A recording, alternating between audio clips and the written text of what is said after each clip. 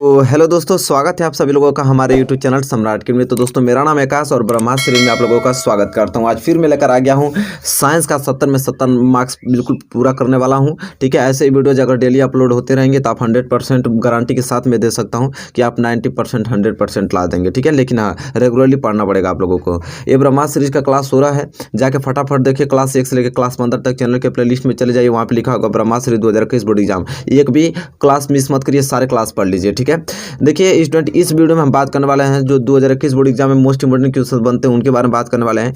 पहले तो हम बहुविकल्पीय 10 क्वेश्चन बात करेंगे जो कि टॉप 10 के क्वेश्चन रहेंगे। आज मैं अति लघु उत्तरीय 10 लेकर आया हूँ क्योंकि बहुत ही ज़्यादा मोस्ट इंपोर्टेंट है। कोर्सेज बहुत ही जल्दी समाप्त करने हैं आप लोगों के मोस्ट इंपोर्टेंट क्वेश्चन देकर। ठीक है, लघु उत्तरीय प्रश्न 3 में बात करूंगा एंड दीर्घ उत्तरीय प्रश्न 1 जो बहुत ही ज़्यादा मोस्ट इंपोर्टेंट रहेगा। देखिए, आपको सिंपल करना है जो कि देखिए, अति लघु उत्तरीय तो मैं बताऊंगा, लघु उत्तरीय दीर्घ उत्तरीय बताऊंगा, लेकिन बहुविकल्पीय में आप लोगों से क्वेश्चन पूछूंगा। ठीक है, और सभी का आंसर देखिए 10 में से कम आप लोगों का 7 और 8 तो सही होने ही चाहिए। किसी के मत पे 7-8 सही होने चाहिए मैक्सिमम। सभी लड़कों, सभी जितने लड़के लड़कियां हमारे चैनल पे पढ़ते हैं सबका कमेंट आना चाहिए। ठीक है, एक भी लोगों का ऐसा छूटना नहीं चाहिए। सबका कमेंट गलत ही आया लेकिन आप चेक कीजिए कि आपका कितना बन रहा है। इसको लास्ट में बताना भी आपको कि हाँ 10 में से आपका कितना बना है। ठीक है, चलिए आज की वीडियो स्टार्ट करते हैं। वीडियो स्टार्ट करने से पहले वीडियो को लाइक नहीं किए तो लाइक कर दीजिए, चैनल पर नए हैं तो चैनल को सब्सक्राइब कर लीजिए और बेल आइकन को प्रेस कर लीजिए। तो चलिए स्टूडेंट, अब हम स्टार्ट करते हैं बहुविकल्पीय 10 प्रश्न और आपको साथ ही साथ उत्तर देते चलना है। देखिए, आपकी स्क्रीन पे आ गया बहुविकल्पीय प्रश्न और पहला जो बहुविकल्पीय प्रश्न है इसका आंसर चलिए फटाफट दीजिए, मैं पढ़ता हूँ। कह रहा है कि खाने के सोडे का रासायनिक सूत्र है, बताइए। खाने के सोडे का रासायनिक सूत्र है Na2CO3 की NaHCO3 की NaCl की NH4Cl। बताइए, सबका आंसर सही आना चाहिए। कमेंट बॉक्स में जल्दी जल्दी आंसर दीजिए और आई होप आपने आंसर दे दिया होगा और मैं इसका सही आंसर आप लोगों को बताने वाला हूँ, आपने आंसर से मैच करा लीजिएगा। ठीक है, तो चलिए, कह रहा है कि खाने के सोडे का जो रासायनिक सूत्र होता है स्टूडेंट होता है NaHCO3 होता है। क्या होता है? NaHCO3 होता है। ऑप्शन बी इस क्वेश्चन का क्या हो जाएगा? सही आंसर हो जाएगा। आई होप आपने भी ऑप्शन बी ही दिया होगा। ठीक है, चलिए क्वेश्चन नंबर फर्स्ट क्लियर होता हुआ बहुत अच्छे तरीके से और क्वेश्चन नंबर दूसरे की ओर बढ़ चलते हैं। देखिए स्टूडेंट, क्वेश्चन नंबर दूसरा आपकी स्क्रीन पे आएगा जो कि बहुत ही ज़्यादा महत्वपूर्ण है। क्वेश्चन नंबर दूसरा स्टूडेंट ये बोल रहा है यहाँ पे कि फफोलेदार तांबे में कॉपर की प्रतिशत मात्रा है। बहुत ही ज़्यादा मोस्ट इंपोर्टेंट क्वेश्चन आ गया है कि फफोलेदार तांबे में कॉपर की प्रतिशत मात्रा होती है। कह रहा है कि जो फफोलेदार तांबा होता है उसमें कॉपर की मात्रा कितना परसेंट होता है? बताइए स्टूडेंट। 98%, 2% कि 70% की 30%? बताइए, बहुत ही ज़्यादा मोस्ट इंपोर्टेंट क्वेश्चन है। सबका आंसर सही आना चाहिए। चलिए फटाफट कमेंट कीजिए। ठीक है, कि इसका आंसर क्या होगा। तो सभी लोग जानते हैं स्टूडेंट कि फफोलेदार तांबे में कॉपर की जो प्रतिशत मात्रा होता है वो 98% सबसे ज़्यादा शुद्ध पाया जाता है। ठीक है, 98% कॉपर की मात्रा होता है फफोलेदार तांबे में। ठीक है, चलिए आई होप आपने भी ऑप्शन ए ही दिया होगा इस क्वेश्चन का आंसर और ये क्वेश्चन नंबर दूसरा क्लियर होता हुआ बहुत ही ज़्यादा मोस्ट इंपॉर्टेंट क्वेश्चन है स्टूडेंट। ठीक है, तो चलिए क्वेश्चन नंबर दूसरा भी यहाँ पे अच्छे तरीके से क्लियर होता हुआ और इसी के साथ हम बढ़ेंगे अगले क्वेश्चन की ओर, क्वेश्चन नंबर तीसरे की ओर। चलिए प्यारे स्टूडेंट, आ गया क्वेश्चन नंबर तीसरा आपकी स्क्रीन पे और क्वेश्चन नंबर तीसरा क्या बोल रहा है इसको आप लोग अच्छे तरीके से बताइए कि कौन सा ऑप्शन सही होगा, क्योंकि ये प्रश्न आपको सभी को आना चाहिए। ठीक है, नॉर्मल प्रश्न है कि एक उत्तल लेंस की फोकस दूरी 10 सेंटीमीटर है, दर्पण की वक्रता त्रिज्या होगी। उत्तल दर्पण की फोकस दूरी दे रखा है, दर्पण की वक्रता त्रिज्या पूछ रहा है। बताइए 10 सेंटीमीटर की 20 सेंटीमीटर की 30 सेंटीमीटर की 40 सेंटीमीटर? बताइए, सब लोग जानते हैं। तो सब लोग जानते हैं कि वक्र त्रिज्या r बराबर होता है 2f होता है। सब लोग जानते हैं कि नहीं? तो r बराबर क्या हो जाएगा? 2 गुणे फोकस दूरी आपको 10 सेंटीमीटर दे रहा है, 10 दूनी की 20 सेंटीमीटर आ जाएगा वक्रता त्रिज्या। ऑप्शन 20 क्वेश्चन का क्या हो जाएगा? सही आंसर हो जाएगा। ये सबने सब इसका आंसर आपने सब लोगों ने सही दिया होगा क्योंकि सब लोग पढ़े हुए हैं। ठीक है, चलिए क्वेश्चन नंबर तीसरा क्लियर हो गया। क्वेश्चन नंबर चौथे की ओर बढ़ चलते हैं। इसका भी आंसर सभी लोगों से चाहिए मुझे। ठीक है, ये क्वेश्चन कह रहा है कि दूरदृष्टि दोष के कारण प्रतिबिंब बनता है। अगर आपके दूरदृष्टि दोष के कारण प्रतिबिंब कहाँ बनता है? रेटिना पर कि रेटिना के पीछे बनता है कि रेटिना के आगे कि नेत्र लेंस पर? बताइए स्टूडेंट, इन चारों ऑप्शन में से कौन सा ऑप्शन सही होगा? बहुत ही ज़्यादा मोस्ट इंपोर्टेंट क्वेश्चन है यह, सभी लोगों का आंसर सही आना चाहिए। ठीक है, कि दूरदृष्टि दोष के कारण प्रतिबिंब कहाँ पर बनता है। तो चलिए, आप लोगों ने आंसर दे दिया होगा कमेंट बॉक्स में और मैं इसका सही आंसर बताने वाला हूँ, मैच करा लीजिएगा। ठीक है, तो देखिए यहाँ पे क्वेश्चन यह है कि दूरदृष्टि दोष के कारण प्रतिबिंब बनता है, तो कहाँ बनता है प्रतिबिंब? रेटिना के पीछे। ठीक है, रेटिना के पीछे। अगर आपकी आंख में दूरदृष्टि दोष है तो समझिए कि जो प्रतिबिंब बन रहा है आपकी आंखों में वो रेटिना के पीछे बन रहा है। ठीक है, क्वेश्चन नंबर 4 का आंसर ऑप्शन बी हो जाएगा। आई होप आपने भी ऑप्शन बी दिया होगा और इसी के साथ हम बढ़ेंगे अगले क्वेश्चन की ओर और क्वेश्चन नंबर 5 में की ओर। स्टूडेंट, क्वेश्चन नंबर 5 आपकी स्क्रीन पे है। कह रहा है क्वेश्चन नंबर 5वां कि मनुष्य में वृक्क एक तंत्र का भाग है जो संबंधित है। मनुष्य में वृक्क जो है एक तंत्र का भाग है जो संबंधित है पोषण से, श्वसन से, उत्सर्जन से कि परिवहन से। बताइए इन चारों ऑप्शनों में से कौन सा ऑप्शन सही होगा क्वेश्चन नंबर 5 के लिए। ठीक है, बहुत ही ज़्यादा मोस्ट इंपोर्टेंट, फटाफट आंसर दीजिए। ठीक, मैं थोड़ा समय दे रहा हूँ आप लोगों को, आप कमेंट कर लीजिए अच्छे तरीके से और मैं इसका सही आंसर बताने वाला हूँ। आप तो कमेंट कर ही लिए होंगे आप लोग, तो मैं इसका सही आंसर जो स्टूडेंट ये है कि मनुष्य में वृक्क एक तंत्र का भाग है जो संबंधित है किसे, तो उत्सर्जन से संबंधित है। किससे, उत्सर्जन से।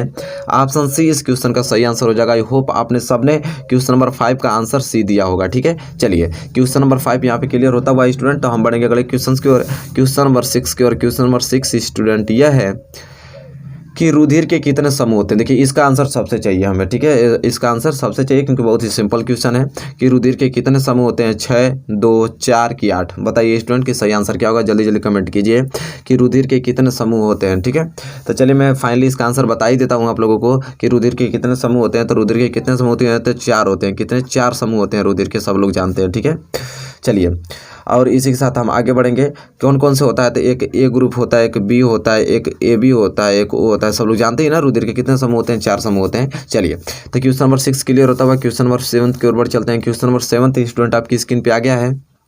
बहुत ही ज़्यादा मोस्ट इंपोर्टेंट क्वेश्चन है और इसका आंसर बताइए आप लोग। मैं पढ़ता हूँ कि जीवन की उत्पत्ति हुई, बताइए कि जीवन की उत्पत्ति हुई सागर में, धरती पर, वायुमंडल पर कि अंतरिक्ष में। बताइए ये क्वेश्चन नंबर 7 का आंसर क्या होगा। बहुत ही ज़्यादा मोस्ट पॉपुलर प्रश्न है स्टूडेंट। ठीक है, तो चलिए सभी लोग कमेंट करके इसका सही आंसर बता दीजिए आराम से सोच समझ कर। ठीक है, और मैं इसका सही आंसर तब बताऊंगा तो आप मैच करा लीजिएगा। अगर गलत होता है आप लोगों का तुरंत याद कर लीजिएगा। ठीक है, तो चलिए कह रहा है कि जीवन की उत्पत्ति हुई, तो बता दूं स्टूडेंट की जो जीवन की उत्पत्ति हुई सागर में हुई थी। ठीक है, ऑप्शन ए इस क्वेश्चन का क्या हो जाएगा, सही आंसर हो जाएगा। आई होप सबने ऑप्शन ए ही दिया होगा इस क्वेश्चन का आंसर। ठीक है, चलिए यहाँ पे क्वेश्चन नंबर 7 क्लियर होता हुआ अच्छे तरीके से, तो हम बढ़ेंगे अगले क्वेश्चन की ओर और क्वेश्चन नंबर 8 की ओर। चलिए स्टूडेंट देखिए क्वेश्चन नंबर 8 आपकी स्क्रीन पे आ गया है जो कि बहुत ही ज़्यादा मोस्ट इंपॉर्टेंट है। इसका आंसर सभी लोग देंगे सही क्योंकि सभी लोगों ने पढ़ा है कि कांच का अपवर्तनांक अधिकतम होता है। बताइए कि कांच का अपवर्तनांक अधिकतम होता है लाल रंग के लिए कि पीले रंग के लिए कि बैगनी रंग के लिए कि हरे रंग के लिए। तो मैं कई बार बता चुका हूँ ऐसे क्वेश्चन आप लोगों को बहुत अच्छे तरीके से, और सबका आंसर सही आना चाहिए कि कांच का अपवर्तनांक अधिकतम होता है किन रंगों के लिए। फटाफट आंसर दीजिए कमेंट बॉक्स में और मैं इसका सही आंसर आप लोगों को बताने वाला हूँ कि इसका सही आंसर क्या होगा स्टूडेंट। ठीक है, तो चलिए मैं इसका सही आंसर बता रहा हूँ फाइनली कि कांच का अपवर्तनांक अधिकतम होता है किस रंग के लिए, तो बैगनी रंग के लिए। सब लोग जानते हैं ऑप्शन सी इस क्वेश्चन का क्या हो जाएगा, सही आंसर हो जाएगा। आई होप सबने ऑप्शन सी ही दिया होगा इस क्वेश्चन का आंसर। ठीक है, चलिए क्वेश्चन नंबर 8वां क्लियर होता हुआ क्वेश्चन नंबर 9 की ओर बढ़ चलते हैं। क्वेश्चन नंबर 9 स्टूडेंट यह है कि 1 माइक्रो ओम का मान होता है। बताइए कि 1 माइक्रो ओम का मान होता है, सबका आंसर सही आना चाहिए इस क्वेश्चन के लिए। 1 माइक्रो ओम का मान होता है 10 पे पावर 9 ओम, 10 पे पावर -6 ओम कि 10 पे पावर -3 ओम कि 1 ओम। बताइए इन चारों ऑप्शन में से कौन सा ऑप्शन सही होगा।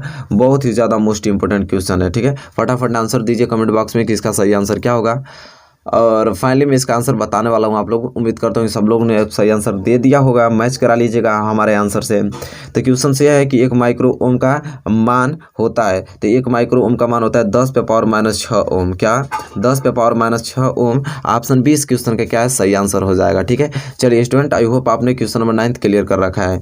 क्वेश्चन नंबर 10 की ओर बढ़ चलते हैं। क्वेश्चन नंबर 10 स्टूडेंट यह है कि ताप बढ़ाने पर किसी चालक का विद्युत प्रतिरोध, ताप बढ़ाने पर किसी चालक का विद्युत प्रतिरोध अपरिवर्तित रहता है कि बढ़ता है कि घटता है कि कभी बढ़ता है और कभी घटता है। बताइए स्टूडेंट इन चारों ऑप्शनों में से कौन सा ऑप्शन सही होगा क्वेश्चन नंबर 10 के लिए। बहुत ही ज़्यादा मोस्ट इंपोर्टेंट क्वेश्चन है। क्वेश्चन कह रहा है कि ताप बढ़ाने पर किसी चालक का विद्युत प्रतिरोध क्या होता है। ठीक है, तो चलिए सभी लोग कमेंट करके बताइए इसका सही आंसर क्या होगा, और फाइनली मैं इसका सही आंसर अब बताने वाला हूँ। आप लोग मैच करा लीजिएगा कि ताप बढ़ाने पर किसी जो चालक का विद्युत प्रतिरोध होता है स्टूडेंट वो क्या होता है, बढ़ता है। ठीक है, जाहिर बात है ताप बढ़ाएंगे तो किसी चालक का विद्युत प्रतिरोध बढ़ेगा ही। ऑप्शन बी इस क्वेश्चन का सही आंसर हो जाएगा। आई होप सबने दिया होगा क्वेश्चन नंबर 10 क्या, ऑप्शन बी आंसर। ठीक है, तो यहाँ पे हम देख पा रहे हैं कि विकल्पीय मैंने 10 मोस्ट इंपोर्टेंट क्वेश्चन डिस्कस कर दिया आप लोगों के सामने। अब बारी आती है किसकी, तो मोस्ट इंपोर्टेंट अति लघुत्तरीय प्रश्न की। ठीक है, तो अब हम लोग वेरी मोस्ट इंपोर्टेंट अति लघुत्तरीय प्रश्न देखने वाले हैं, वो भी कितने 10, वो भी 10 हम लोग महत्वपूर्ण अति लघुत्तरीय प्रश्न देखने वाले जो कि 2 नंबर के पूछे जाते हैं, बहुत ही ज़्यादा मोस्ट इंपोर्टेंट रहेंगे। चलिए अब उसको देखते हैं। चलिए स्टूडेंट देखिए क्वेश्चन नंबर पहला आपकी स्क्रीन पे आ गया जो कि बहुत ही ज़्यादा मोस्ट इंपोर्टेंट है अति लघुत्तरीय का फर्स्ट क्वेश्चन नंबर फर्स्ट ये बोल रहा है स्टूडेंट कि एक जल विद्युत संयंत्र में किस ऊर्जा का रूपांतरण होता है। एक जल विद्युत संयंत्र में किस ऊर्जा का रूपांतरण होता है? तो आइए उत्तर के माध्यम से जानते हैं कि जल विद्युत उत्पादन के लिए एक जल विद्युत संयंत्र में अधिक ऊंचाई से गिरते हुए जल की स्थितिज ऊर्जा को विद्युत ऊर्जा में रूपांतरित किया जाता है, जिससे अधिक ऊर्जा प्राप्त होती है। कह रहा है कि जब जल विद्युत उत्पादन के लिए हम क्या करते हैं कि एक जल विद्युत संयंत्र में अधिक ऊंचाई से गिरते हुए जल की स्थितिज ऊर्जा को हम किस में कन्वर्ट कर देते हैं? विद्युत ऊर्जा में रूपांतरित किया जाता है, जिससे क्या होता है कि अधिक ऊर्जा प्राप्त होता है स्टूडेंट। ठीक है, तो आपको समझ में आ गया होगा। ठीक है, इस क्वेश्चन नंबर पहला जो होगा क्लियर हो गया होगा कि एक जल विद्युत संयंत्र में किस ऊर्जा का रूपांतरण होता है। तो होता ये चीज़ है कि एक जल विद्युत संयंत्र में जब ऊपर से हमारी अधिक ऊंचाई से गिरते हुए जो जल आते हैं उसमें जो स्थितिज ऊर्जा होती है वो विद्युत ऊर्जा में रूपांतरित किया जाता है, इसलिए किया जाता है जिससे क्या होता है अधिक विद्युत ऊर्जा प्राप्त होती है, बस और कुछ नहीं। स्टूडेंट आपको याद हो गया होगा क्वेश्चन नंबर पहला। क्वेश्चन नंबर दूसरे को अग्रसर होते हैं। क्वेश्चन नंबर दूसरा स्टूडेंट ये है, बहुत ही ज़्यादा मोस्ट इंपोर्टेंट है कि भूतापीय ऊर्जा क्या होती है। बहुत ही ज़्यादा मोस्ट इंपोर्टेंट क्वेश्चन है, भूतापीय ऊर्जा क्या होती है। तो आइए उत्तर के माध्यम से जानते हैं कि भूतापीय ऊर्जा क्या होती है। तो स्टूडेंट उत्तर हम लोग लिखेंगे कि भूपर्पटी में उपस्थित तप्त स्थलों से भूतापीय ऊर्जा प्राप्त होती है। भूतापीय ऊर्जा कहाँ से प्राप्त होती है स्टूडेंट? पहला पॉइंट याद कीजिए कि भूपर्पटी में उपस्थित तप्त स्थलों से भूतापीय ऊर्जा प्राप्त होती है। तप्त स्थलों के संपर्क में आने वाला भूमिगत जल भाप में परिवर्तित हो जाता है। जब यह भाप चट्टानों में फंस जाती है तो इसका दाब बढ़ जाता है, जिसे पाइपों द्वारा निकाल लिया जाता है। उच्च दाब पर निकली इस भाप की शक्ति से विद्युत जनित्र के टरबाइन को घुमाकर विद्युत उत्पादन किया जाता है। यही भूतापीय ऊर्जा कहलाती है। तो स्टूडेंट आपको समझ में आ गया होगा भूतापीय ऊर्जा किसे कहते हैं स्टूडेंट। ठीक है, इसको एक दो बार पढ़ लेंगे तो आपको समझ में आ जाएगा। कह रहा है कि भूपर्टी में उपस्थित तप्त स्थलों में जो भूतापीय ऊर्जा प्राप्त होती है वो तप्त स्थलों के संपर्क में आने वाला भूमिगत जल भाप में परिवर्तित हो जाता है। जब यह भाप चट्टानों में क्या होता है? फंस जाता है स्टूडेंट, तो इसका जो दाब बढ़ जाता है, तब वो जाहिर सी बात है कि तब उन चट्टानों में तब फंस जाएगा तो वो अपना आकार बढ़ा लेगा, तो वहाँ पे उसका दाब क्या हो जाएगा? बढ़ जाएगा, जिसे पाइपों द्वारा क्या कर लिया जाता है स्टूडेंट? उसको निकाल लिया जाता है और उच्च ताप पर निकले इस भाप की शक्ति से विद्युत जनित्र के टरबाइन को घुमाकर विद्युत उत्पादन किया जाता है। यही भूतापीय ऊर्जा कहलाता है। बात खत्म। हमने बहुत अच्छे तरीके से दो बार पढ़ लिया, आपके दिमाग में तो बैठ गया होगा। ठीक है, क्वेश्चन नंबर दूसरा। चलिए स्टूडेंट क्वेश्चन नंबर दूसरा क्लियर हो गया, तो हम बढ़ेंगे अगले क्वेश्चन की ओर, क्वेश्चन नंबर तीसरे की ओर। चलिए क्वेश्चन नंबर तीसरा देखिए आपकी स्क्रीन पे आ गया है। क्वेश्चन नंबर तीसरा स्टूडेंट ये बोल रहा है यहाँ पे कि चुंबक के निकट लाने पर द्विक सूचक की सुई विक्षेपित क्यों हो जाती है। बहुत ही ज़्यादा मोस्ट इंपोर्टेंट है। कह रहा है कि चुंबक के निकट लाने पर द्विक सूचक की जो सुई होती है वो विक्षेपित क्यों हो जाती है। तो आइए उत्तर के माध्यम से जानते हैं ऐसा क्यों होता है। ठीक है, तो कह रहा है कि द्विक सूचक की सुई एक छोटा छड़ चुंबक ही होता है। द्विक सूचक की जो सुई है एक छोटा छड़ चुंबक ही होती है। इसका एक उत्तरोमुखी ध्रुव या उत्तरीय ध्रुव होता है तथा दूसरा दक्षिणोमुखी ध्रुव या दक्षिणीय ध्रुव होता है। ठीक है, मतलब एक चुंबक की छोटा चुंबक के आकार का होता है, उसका भी एक उत्तरी ध्रुव होता है, एक दक्षिणी ध्रुव होता है। जब द्विक सूचक को किसी स्थान पर रखते हैं, जब उस छड़ को किसी स्थान पर क्या करते हैं? रखते हैं, तो इसकी उत्तरीय ध्रुव घूमकर उत्तर दिशा व दक्षिणी ध्रुव घूमकर दक्षिण दिशा की ओर जाकर स्थित हो जाता है। अगर उस छड़ को रखते हैं अगर कहीं पे किसी स्थान पे, तो उसका उत्तरी ध्रुव उत्तर दिशा में चला जाएगा तथा दक्षिणी ध्रुव दक्षिण की दिशा और जाता है। और इन दिशाओं की ओर संकेत करने हेतु सुई क्या हो जाती है? विक्षेपित हो जाती है स्टूडेंट। ठीक है, तो देखिए बहुत ही ज्यादा मोस्ट इंपोर्टेंट क्वेश्चन था कि चुंबक के निकट लाने पर द्विक सूचक की सुई विक्षेपित क्यों हो जाती है? तो इस कारण हो जाती है। तो स्टूडेंट अपना दिशा वो परिवर्तित कर लेती हैं। ठीक है, उत्तरी जो ध्रुव है उत्तर दिशा की ओर, दक्षिणी ध्रुव दक्षिण की दिशा की ओर अपना आपस में मुड़ जाती हैं। ठीक है, तुरंत, तो इसलिए वहाँ पे सुई जो होती है विक्षेपित हो जाती है। तो चलिए क्वेश्चन नंबर तीसरा आपने अच्छे तरीके से गेन कर लिया, अच्छे तरीके से समझ लिया आपने। क्वेश्चन नंबर चौथे की ओर बढ़ गए और क्वेश्चन नंबर चौथा देख पा रहे हैं कि जितना मोस्ट इंपोर्टेंट क्वेश्चन है कि समान पदार्थों के दो तारों में यदि एक पतला तथा दूसरा मोटा हो तो इनमें से किसमें विद्युत धारा आसानी से प्रभावित होगी जबकि उन्हें समान विद्युत स्रोत से संयोजित किया जाता है। कह रहा है कि अगर समान पदार्थों के दो तार हैं, एक तार पतला और एक तार मोटा है, तो इनमें से किसमें विद्युत धारा आसानी से प्रभावित होगी जबकि उन्हें समान विद्युत स्रोत से संयोजित किया जाता है। तो ऐसा क्यों है? ठीक है, तो आइए जानते हैं उत्तर के माध्यम से कि किसी तार का प्रतिरोध उसके अनुप्रस्थ काट के क्षेत्रफल के व्युत्क्रमानुपाती होता है। तो सभी लोग जानते हैं कि किसी तार का जो प्रतिरोधकता है उसके अनुप्रस्थ काट के क्षेत्रफल के क्या होता है, व्युत्क्रमानुपाती होता है। जो तार मोटा है उसका अनुप्रस्थ काट का क्षेत्रफल से अधिक है, जो तार मोटा है उसका अनुप्रस्थ काट का क्षेत्रफल अधिक है, अतः प्रतिरोध कम है।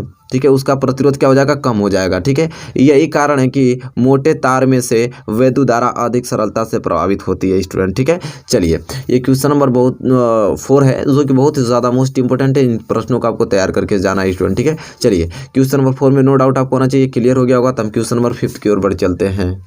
चलिए क्वेश्चन नंबर 5 देखिए आपकी स्क्रीन पे आ गया, जो कि बहुत ही ज़्यादा मोस्ट इंपॉर्टेंट है। और क्वेश्चन नंबर 5 स्टूडेंट ये बोल रहा है यहाँ पे कि श्रेणी क्रम में संयोजित करने के स्थान पर विद्युत युक्तियों को समांतर क्रम में संयोजित करने के क्या लाभ हैं। कह रहा है कि श्रेणी क्रम में संयोजित करने के स्थान पर विद्युत युक्तियों को समांतर क्रम में संयोजित करने के क्या लाभ है। ठीक है, आइए जानते हैं उत्तर के माध्यम से कि भाई श्रेणी क्रम में क्यों ना उसको संयोजित करके हम उसको किस में समांतर क्रम में संयोजित करते हैं, आखिर में क्या लाभ होता है। तो देखिए उत्तर के माध्यम से समझेंगे कि विद्युत युक्तियों को समांतर क्रम में संयोजित करके निम्न लाभ हैं। कह रहा है कि विद्युत युक्तियों को हम क्या करते हैं, समांतर क्रम में संयोजित करते हैं तो उससे निम्नलिखित लाभ होते हैं। तो कौन कौन से लाभ, तो पहला लाभ लिखिए कि समांतर क्रम में प्रत्येक युक्ति में पूर्ण विद्युत विभव प्राप्त होता है। समांतर क्रम में प्रत्येक युक्ति में पूर्ण विद्युत विभव प्राप्त होता है, जबकि धारा विभक्त हो जाती है। जबकि क्या होती है, धारा विभक्त हो जाती है। प्रत्येक युक्ति में धारा उसके प्रतिरोध के अनुसार जाती है। प्रत्येक युक्ति में जो धारा है उसके प्रतिरोध के अनुसार जाती है। तो पहला लाभ हो गया।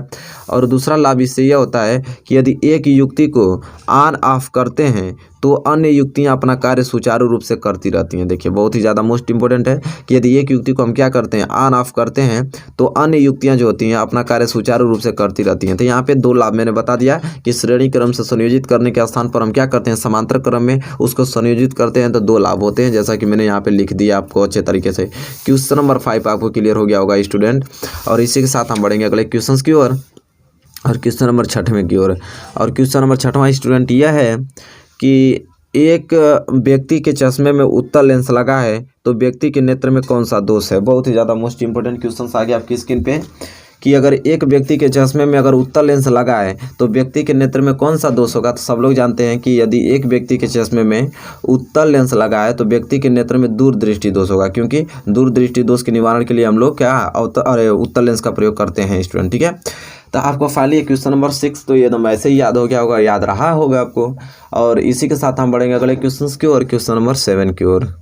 देखिए क्वेश्चन नंबर 7 स्टूडेंट यह है कि अवतल दर्पण के लिए यू वी तथा एफ में संबंध लिखिए। ये भी क्वेश्चन बहुत ज़्यादा मोस्ट है, भी बहुत बार पूछा गया है। ठीक है, कि अवतल दर्पण के लिए यू भी तथा एफ में संबंध लिखे। तो चलिए हम लोग लिखेंगे बहुत अच्छे तरीके से कि अवतल दर्पण के लिए यू भी तथा एफ में निम्न संबंध होता है कि 1/f बराबर 1/u प्लस 1/v होता है। ठीक है, ये फार्मूला होता है जहाँ पे u जो होता है स्टूडेंट दर्पण से वस्तु की दूरी होती है, और जो v होता है वो दर्पण से प्रतिबिंब की दूरी होती है, तथा जो स्मॉल f होता है वो दर्पण की फोकस दूरी होता है। ठीक है, इस तरह आप लिख देंगे तो आपको पूरा फुल मार्क्स मिलेगा। ठीक है, कोई काटने वाला नहीं रहेगा। तो क्वेश्चन नंबर 7 नॉर्मल क्वेश्चन आपको तो समझ में आ ही गया होगा।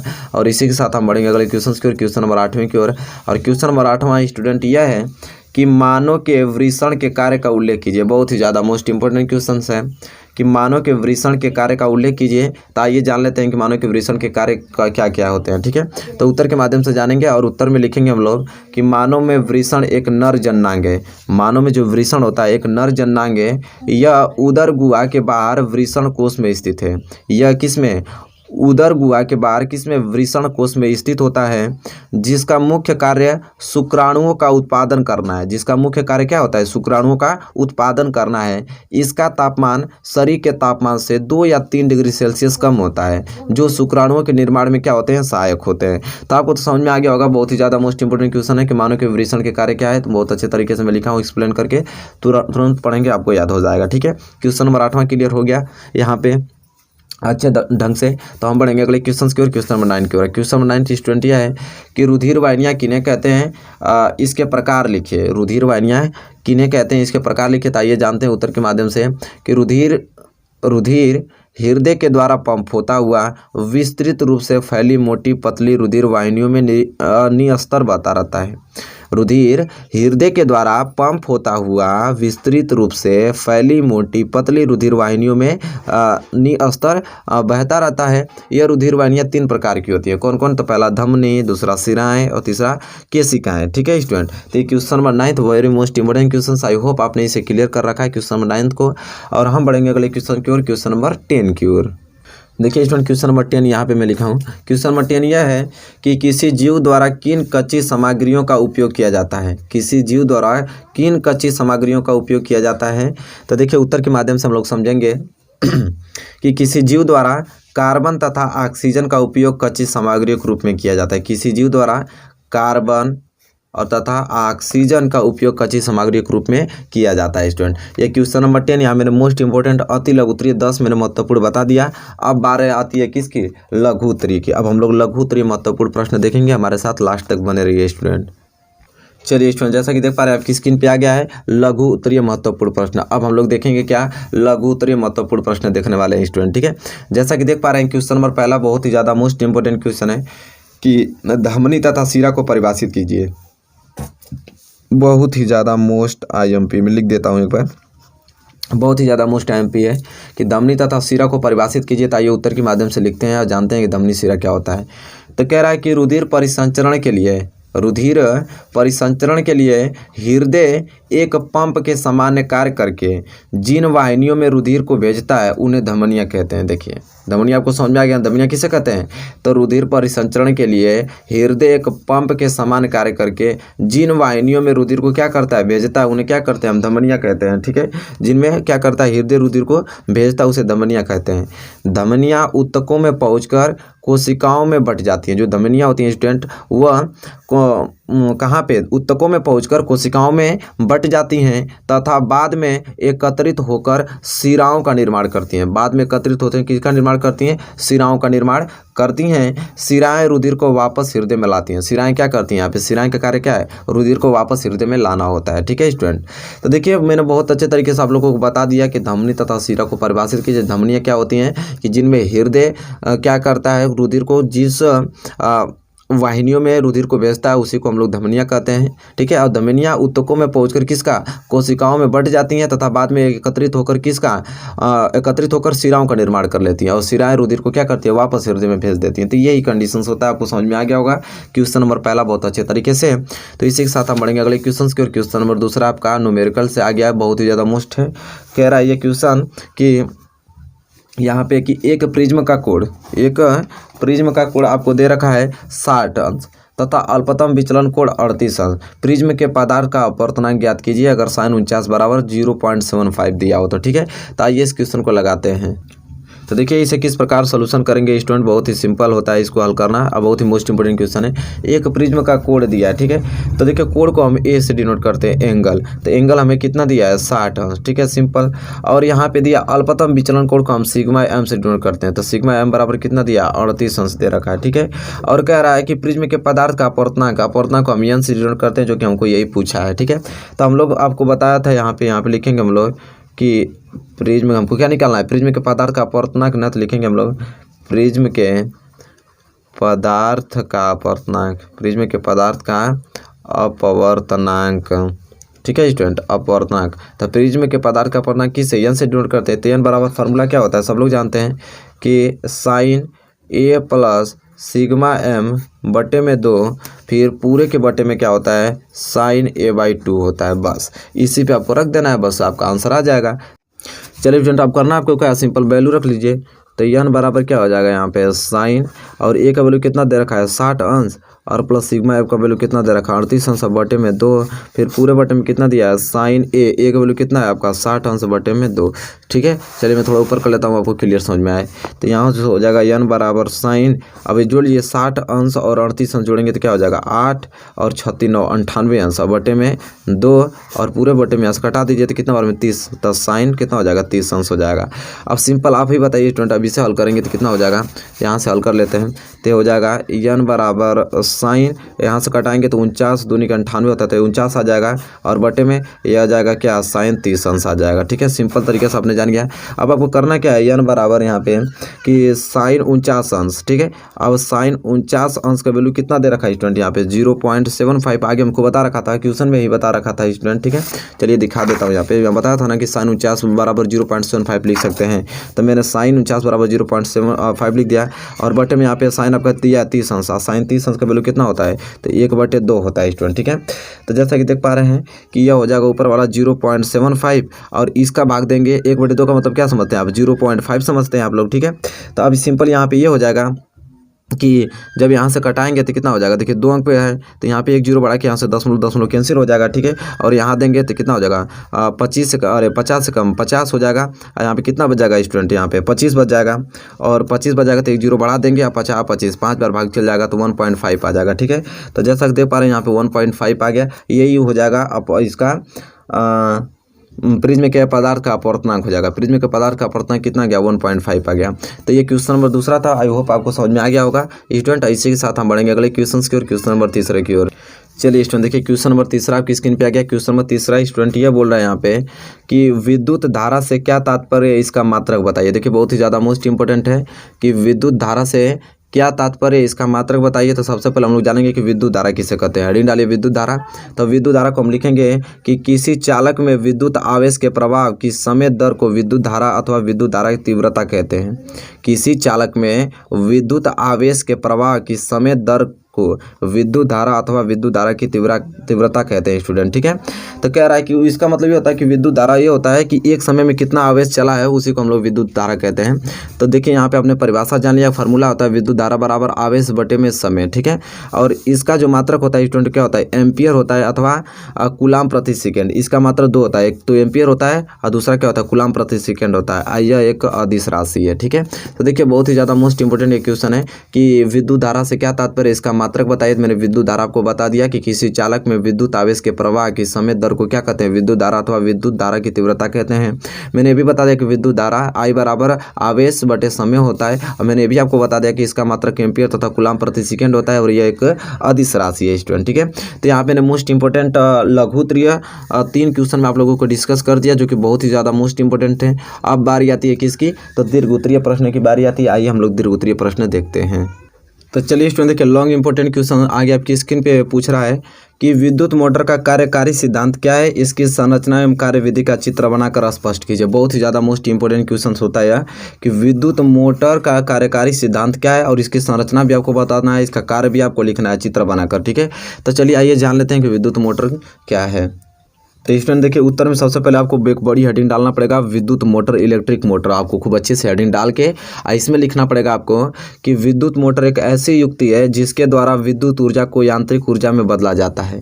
विद्युत मोटर एक ऐसी युक्ति है जिसके द्वारा क्या किया जाता है, विद्युत ऊर्जा को यांत्रिक ऊर्जा में क्या किया जाता है, बदला जाता है स्टूडेंट, ठीक है। इसके बाद आपको इसका सिद्धांत प्रिंसिपल डालना पड़ेगा। अब इसका सिद्धांत लिखना पड़ेगा कि सिद्धांत क्या होता है इसका। तो जब किसी कुंडली को चुंबकीय क्षेत्र में रखकर धारा प्रवाहित की जाती है तो कुंडली पर धारा के कारण एक बलयुग्म कार्य करने लगता है। जब किसी कुंडली को हम क्या करते हैं, चुंबकीय क्षेत्र में रखकर धारा प्रवाहित की जाती है तो कुंडली पर धारा के कारण एक बलयुग्म कार्य करने लगता है जिसकी दिशा क्या, फ्लेमिंग के बाएं हाथ के नियम द्वारा निर्धारित की जाती है। जिसकी दिशा फ्लेमिंग के बाएं हाथ के नियम के द्वारा निर्धारित की जाती है। यह बलयुग्म कुंडली को चुंबकीय क्षेत्र में लगातार घुमाता रहता है। तो यह इसका क्या हो गया, सिद्धांत हो गया स्टूडेंट, ठीक है। तो हम जान लिया कि विद्युत मोटर किसे कहते हैं, हमने जान गया कि इसका सिद्धांत। इसके बाद कंस्ट्रक्शन, इसका संरचना देखेंगे, ठीक है। तो विद्युत मोटर के संरचना में विद्युत मोटर के 4 मुख्य भाग होते हैं। तो संरचना मैं दिखा देता हूँ किस प्रकार होता है। तो ये आप अपनी स्क्रीन पे देख पा रहे हैं, ठीक है। देखिए इसी प्रकार इसका संरचना आप लोगों को बताना है। साधारण विद्युत मोटर का मैं चित्र बनाया हूँ, सेम इसी प्रकार आपको इसको बना लेना है स्टूडेंट, ठीक है। चलिए स्क्रीनशॉट ले लीजिए इसका। और देखिए इसे अस्थायी चुंबक बोला जाता है। ये आयताकार कुंडली यहाँ पे है ABCD, ठीक है। यहाँ पे ये आपका विभक्त वलय कहा जाता है, ब्रूस आपका है, ठीक है, X और Y, और ठीक है। तो ये आपने जान लिया। अब यहाँ पे लिखेंगे हम लोग कंस्ट्रक्शन। विद्युत मोटर के 4 मुख्य भाग होते हैं, कौन कौन। तो पहला क्षेत्र चुंबक होता है, फील्ड मैग्नेट। अब क्षेत्र चुंबक क्या होता है स्टूडेंट, उसको जानते हैं। तो यह एक शक्तिशाली अस्थायी चुंबक होता है जिसके ध्रुव खंड N व S हैं, ठीक है। तो क्षेत्र चुंबक क्या होता है, यह एक शक्तिशाली अस्थायी चुंबक होता है जिसके ध्रुव खंड यन व यस है। तो चलिए क्षेत्र चुंबक में दिखा देता हूँ। ये आपको दिखाई दे रहा है, यह जो आपको दो दिखाई दे रहा है चुंबक, यह क्षेत्र चुंबक कहलाता है। ठीक है स्टूडेंट, मैग्नेटिक फील्ड कहलाता है। तो आपको समझ में आ गया कि मैग्नेटिक फील्ड किसे कहते हैं। इसके बाद दूसरा भाग इसका आर्मेचर आता है। क्या स्टूडेंट आता है, आर्मेचर। अब आर्मेचर क्या होता है कि यह बहुत अधिक फेरो वाली आयताकार कुंडली होती है। यह बहुत अधिक फेरो वाली आयताकार कुंडली होती है जिसे तांबे के अचालक तारों की सहायता से कच्चे लोहे के क्रूड पर लपेटकर बनाया जाता है। यह चुंबक के ध्रुवों के बीच घूमती रहती है स्टूडेंट। ठीक है, तो यह होता है आर्मेचर, इसका जो कि दूसरा भाग होता है स्टूडेंट। ठीक है, तीसरा होता है विभक्त वलय। अब विभक्त वलय क्या होता है स्टूडेंट, ठीक है, इसको जान लेते हैं। तो विभक्त वलय में लिखे कि यह दो अर्धवृत्ताकार खंडों में विभक्त एक वलय के रूप में होती है। यह दो अर्धवृत्ताकार खंडों में विभक्त एक वलय के रूप में होती है। आर्मेचर के सिरे चित्रानुसार इन दो अलग अलग वलयों में जुड़े रहते हैं। वलयों में क्या होते हैं, जुड़े रहते हैं। ठीक है, इसमें लिखे हैं जुड़े रहते हैं। ये तो तीसरा भाग ब्रूस। अब ब्रूस चौथा इसका भाग है। अब ब्रूस देखेंगे कि ब्रूस क्या है। तो यह कार्बन धातु की बनी दो पत्तियां होती हैं। ब्रूस में लिखना है आपको कि यह कार्बन धातु की बनी दो क्या होती हैं, पत्तियां होती हैं जिन्हें विभक्त वलय स्पर्श करते हैं। जिन्हें विभक्त वलय क्या करते हैं, स्पर्श करते हैं। एक ब्रूस से विद्युत धारा कुंडली में प्रवेश करती है तथा दूसरे ब्रूस से बाहर निकलती है। एक ब्रूस से क्या करती है, विद्युत धारा कुंडली में प्रवेश करती है, दूसरे ब्रूस से क्या करती है, वो बाहर निकलती है। ठीक है, तो ये तो ब्रूस का कार्य हो गया। अब आपको वर्किंग पूछा था, कार्यविधि। तो चलिए कार्यविधि देख लेते हैं स्टूडेंट। ठीक है, अब कार्यविधि में आपको लिखना है यहाँ पे कि जब आर्मेचर कुंडली ABCD को दक्षिणावर्त दिशा में घुमाया जाता है, आराम से सुनिएगा तभी समझ में आएगा। जब आर्मेचर कुंडली ABCD को दक्षिणावर्त दिशा में घुमाया जाता है तो कुंडली में विद्युत चुंबकीय प्रेरण के कारण विद्युत धारा प्रभावित हो जाती है। विद्युत धारा की दिशा फ्लेमिंग के दाएं हाथ के नियम से ज्ञात की जाती है। इसके बाद आगे लिखना आपको कि कुंडली के आधा चक्कर पूरा करने तक विद्युत धारा की दिशा वही रहती है। अतः पहले आधे चक्कर में विद्युत धारा R2 से R1 की दिशा में बहती है। अगले आधे चक्कर में कुंडली की विद्युत धारा की दिशा बदल जाती है। परंतु पहले ही ब्रूसों की स्थिति को इस प्रकार समायोजित किया जाता है कि जिस क्षण कुंडली में विद्युत धारा की दिशा बदलती है, ठीक उसी क्षण ब्रूस का संबंध एक भाग से कटकर दूसरे भाग में हो जाता है। ठीक है, अतः वाय परिपथ में धारा सदैव R2 से R1 की ओर ही बहती है क्योंकि विभक्त वलय XY ब्रूसों के सापेक्ष अपना स्थान बदल देती है। इस प्रकार वाय परिपथ में दिष्ट धारा प्राप्त होती है। तो यहाँ मैंने इसका कार्य विधि भी आपको अच्छे तरीके से एक्सप्लेन करके बता दिया है। लॉन्ग इंपॉर्टेंट क्वेश्चन है, बहुत ही ज़्यादा महत्वपूर्ण प्रश्न है। आई होप इसे आपने बहुत अच्छे तरीके से क्लियर कर लिया है। ठीक है, तो चलिए उम्मीद करता हूँ कि इस वीडियो में मैंने इतना मोस्ट इंपॉर्टेंट क्वेश्चंस बताया, इस वीडियो को आपने बहुत इंजॉयमेंट से पढ़ा होगा। वीडियो को लाइक कर दीजिए, शेयर कर दीजिए ताकि सबके पास पहुँच जाए, ताकि वो भी अच्छे से पढ़ाई कर पाए स्टूडेंट। ठीक है, तो चलिए स्टूडेंट, तब तक के लिए धन्यवाद। मिलेंगे आपसे नेक्स्ट वीडियो में। हमारे चैनल पर लगातार बने रहिए, मोस्ट इंपॉर्टेंट क्वेश्चंस आते रहेंगे। आप अच्छे तरीके से आप उसको तैयार करते रहिए।